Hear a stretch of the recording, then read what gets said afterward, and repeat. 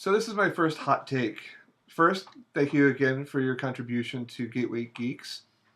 Every penny goes towards us being able to create more and better content for you and the content that we hope that you enjoy.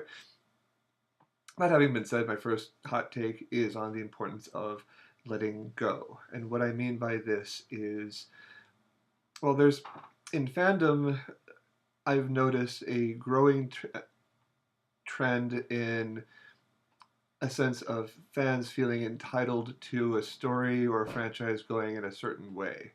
Now, while it's important for the custodians of a beloved franchise to be respectful of the intellectual property and the history and of a character or world, and also to the fan base, it's also important for fans to not become too wrapped up in what they perceive is owed to them, what they are entitled to, or what sort of story or characters they are.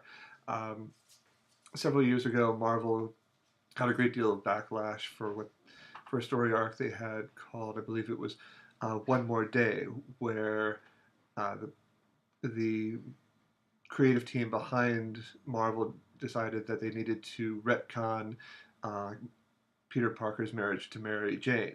They they decided that Peter works better as a single guy who has trouble with women and so forth. A lot of people were outraged by this and were vocal of this. This is outrageous. Well, how could you do this? And this wouldn't be the choices that Peter would make.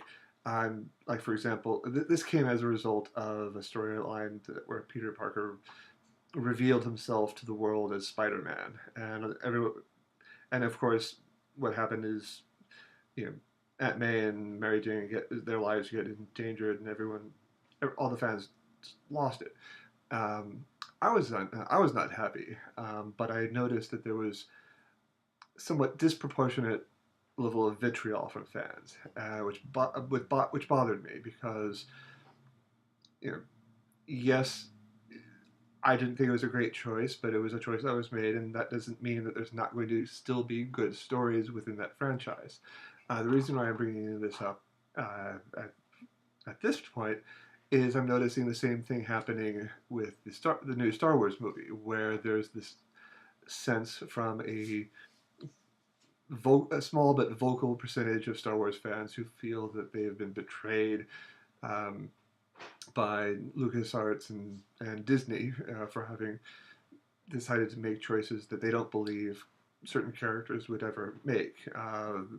One example that comes to mind is the way Luke Skywalker is portrayed as having gone into seclusion and having become sort of a broken um, man.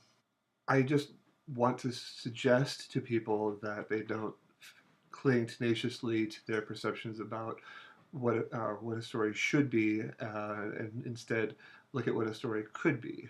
Yes, this might not be the direction that you had hoped a character would go or a story would go.